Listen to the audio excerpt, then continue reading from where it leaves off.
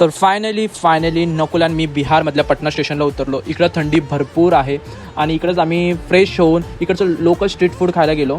Average वाटलं, म्हणजे 6-7 out of 10 असं होतं. तर ऑटो करून आम्ही बिहार म्युझियमला पोचलो. हे म्युझियम अतिशय सुंदर आणि खूप मोठं आहे. या म्युझियममध्ये हिस्टॉरिकल आणि मॉडर्न आर्ट खूप सुंदर प्रकारे दाखवलं आहे.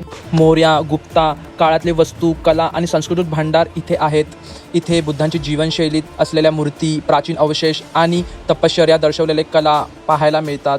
इथे 3-4 तास कसे निघून गेले मला समजलंच नाही. आम्हाला अजून थांबायचं होतं पण नाही थांबू शकलो, कारण की नकुलची एक फ्रेंडने आम्हाला लंचसाठी इन्व्हाइट केलेलं.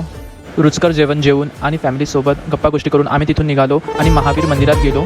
त्याच्या पुढे एक नकुलचा इंटरव्ह्यू होतो बिहारबद्दल, बिहारचे क्वेश्चन्स, आणि त्याची पूर्ण व्हिडिओ माझ्या ब्लॉगमध्ये आहे. खूप फनी आहे, तुम्ही नक्की बघा. आणि त्याच्या पुढे आम्ही एक विंटेज बसमध्ये बसतो, एकदम सूर्यवंशी वाईबसारख्या. तिथून आम्ही नकुलच्या एका फ्रेंडच्या हॉस्टेलला पोचलो आणि झोपलो.